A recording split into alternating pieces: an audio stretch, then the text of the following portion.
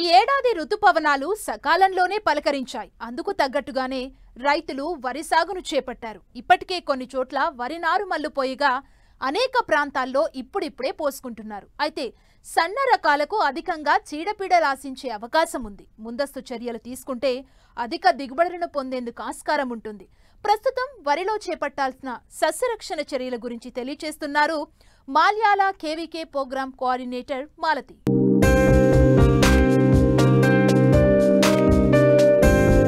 తెలంగాణలో చెరువుల కింద బావుల కింద వర్షాధారం చేసుకుని ఖరీఫ్లో అధికంగా వరి సాగు చేస్తుంటారు రైతులు. దాదాపు 44 లక్షల ఎకరాల్లో సాగుతున్న ఈ పంటను ఈసారి అధికంగా సన్నగింజ రకాలనే సాగు చేసేందుకు రైతులు మొగ్గు చూపిస్తున్నారు. కొన్ని ప్రాంతాల్లో దీర్ఘకాలిక రకాలను పోసుకున్న రైతులు ప్రధాన పొలాన్ని సిద్ధం చేస్తున్నారు. మధ్య స్వల్పకాలిక రకాలను సాగు చేస్తున్న రైతులు మాత్రం నారుమడులు పోసుకుంటున్నారు. అయితే సన్నగింజ రకాలకు అధికంగా చీడపీడలు ఆశించే అవకాశం ఉండటంతో తొలి దశలోనే వాటిని అరికట్టినట్లయితే అధిక దిగుబడులు పొందేందుకు అవకాశముంటుంది. వరిలో ఆశించే చీడపీడల నివారణకు సస్యరక్షణ చర్యల గురించి రైతులకు తెలియజేస్తున్నారు ప్రధాన శాస్త్రవేత్త డాక్టర్ ఎస్ మాలతి. గత రబీ కాలంలో చూసుకున్నట్లయితే వరి విస్తీర్ణం అనేది ఇబ్బడి ముబ్బడిగా పెరగడం జరిగింది. అయితే దీంట్లో చూసుకున్నట్లయితే చాలామంది సాగు చేస్తున్నటువంటి సన్న రకాలు మనకి చాలా అందుబాటులో ఉన్నాయి. కానీ ఇవి సన్న రకాలలో ఏంటంటే దొడ్డు రకాలతో పోలిస్తే వివిధ రకాలైనటువంటి పురుగులు అలాగే తెగుళ్ళు ఎక్కువగా ఆశిస్తాయి. కాబట్టి సన్న రకాలు సాగు చేస్తున్నటువంటి రైతులు ముందు నుంచే సరైనటువంటి యాజమాన్య పద్ధతులు కనుక పాటించినట్లయితే వీటిలో ఆశించేటువంటి తెగుళ్ళని అలాగే పురుగుల ఉధృతిని తక్కువగా ఉండేటట్లు చూసి వాటి వలన కలిగేటువంటి నష్టాన్ని తగ్గించుకోవడానికి ఆస్కారం ఉంటుంది.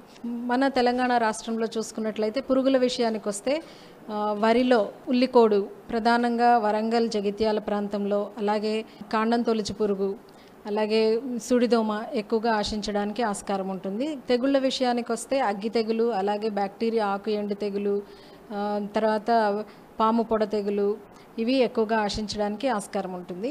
అయితే ముందుగా చూసుకున్నట్లయితే మనకి ఉల్లికోడు పంట తొలి దశలో అలాగే నారుమడిలో లేదా పంట తొలి దశలో ఎక్కువగా ఆశించడానికి ఆస్కారం ఉంటుంది. కాబట్టి రైతులు ఒకవేళ వరంగల్ నుండి కానీ అలాగే కరీంనగర్ జగిత్యాల పరిశోధనా స్థానం నుండి కానీ అభివృద్ధి పరిచినటువంటి సన్న రకాలను ఎంచుకున్నట్లయితే అవి స్వతహాగానే కొంతవరకు ఉల్లికోడిని తట్టుకోవడానికి ఆస్కారం ఉంటుంది. కాబట్టి వాటిల్ని సాగు చేసుకోవచ్చు. ఒకవేళ ఇతర ప్రాంతాల్లో అభివృద్ధి చెందినటువంటి సన్న రకాలని కనుక సాగు చేస్తే తప్పనిసరి పరిస్థితుల్లో ఉల్లికోడికి పంట తొలి దశలో అలా నారుమడిలో సస్యరక్షణ చర్యలు చేపట్టాలి. ఉదాహరణకి నారుమడిలో అంటే నాటు వేస్తామనగా 10 రోజుల ముందు ఎకరానికి సరిపడా నారుమడికి కార్బోఫ్యూరాన్ 3G గుళికలు 800 గ్రాముల చొప్పున కలుపుకొని మనము వేసుకున్నట్లయితే ప్రధాన పొలంలో పంట తొలి దశలో ఉల్లికోడు రాకుండా నివారించుకోవచ్చు. అలాగే నాటు వేసిన తర్వాత పంట తొలి దశలో 20 రోజులకి కార్బోఫ్యూరాన్ గుళికలు ఎకరానికి 10 కిలోల చొప్పున వేసుకున్నట్లయితే కూడా మనకి తొలి దశలో గొట్టం తక్కువగా ఉండడానికి ఆస్కారం ఉంటుంది.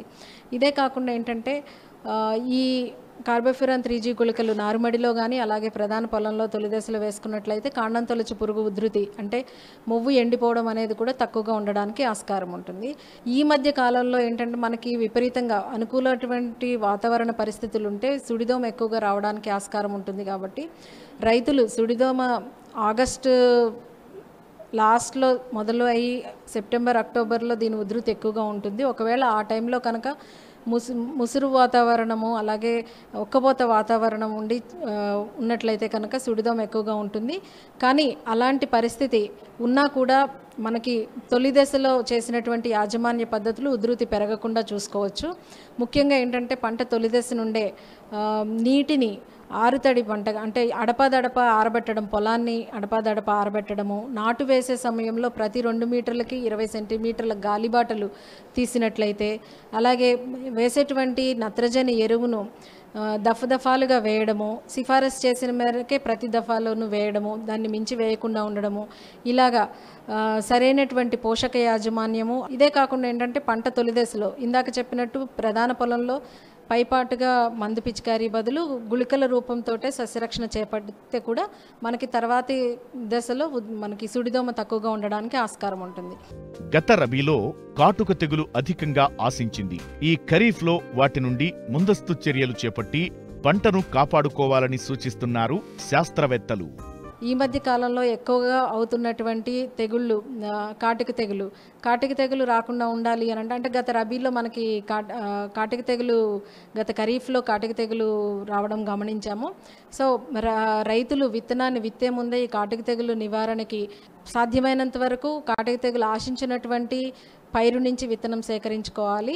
లేదా ఒకవేళ బయట నుంచి కానీ అలాగే ఇతరత్ర సోర్స్ నుంచి కానీ విత్తనం సమకూర్చుకుంటే కనుక కంపల్సరీ విత్తన శుద్ధి అనేది చేపట్టుకోవాలి. పొడి విత్తన శుద్ధి అయితే కిలో విత్తనానికి 1 గ్రామ్ చొప్పున కార్బండిజంతో కలుపుకొని తర్వాత విత్తుకోవాలి. అలాగే మండి కట్టే పద్ధతి అయితే 3 గ్రాములు చొప్పున మనము నీళ్ళల్లో కలిపి 1 లీటర్ నీటికి 3 గ్రాముల చొప్పున కలుపుకొని నానబెట్టి దాంట్లో వడ్లని నానబెట్టుకుని తర్వాత మండి కట్టుకొని మనం విత్తనం విత్తుకున్నట్లయితే ఈ విత్తనం ద్వారా సంక్రమించేటువంటి తెగుల్ని నివారించుకోవచ్చు. ఇదే కాకుండా అగ్గి తెగులు అలాగే పాము పొడ తెగులు ఇవి తక్కువగా ఉండడానికి సాధ్యమైనంత వరకు నత్రజని ఎరువుని సిఫారసు మేరకే దఫదఫాలుగా వేసుకోవడము, అధిక మోతాదులో ఎట్టి పరిస్థితుల్లోనూ వాడకుండా ఉండడము. ఈ తెగుళ్ళు ఆశించడం మొదట గట్లమ్మట ఉన్నటువంటి కలుపు మొక్కల మీద వస్తాయి కాబట్టి గట్లని సాధ్యమైనంత వరకు శుభ్రంగా ఉంచుకోవడం, ఎప్పటికప్పుడు తెగుళ్ళని గమనిస్తూ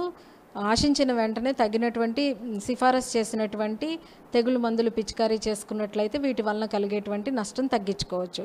రైతాంగం గుర్తుంచుకోవాల్సింది ఏంటంటే సన్న రకాలు సాగు చేసుకునే రైతులు కంపల్సరీ ఈ పురుగుల్ని అలాగే వరి పంటను ఆశించేటువంటి పురుగుల్ని తెగుల్ని ఎప్పటికప్పుడు పొలాన్ని చూసుకుంటూ నిఘా ఉంచుతూ ఏ పురుగు ఆశించినా ఏ తెగులు ఆశించినా సరైనటువంటి సస్యరక్షణ చర్యలు చేపట్టినట్లయితే సరైన యాజమాన్య పద్ధతులు పాటించినట్లయితే ఈ సన్న రకాల్లో కూడా దొడ్డు రకాలతో పోల్చినట్లుగానే అధిక దిగుబడులు పొందడానికి ఆస్కారం ఉంటుంది.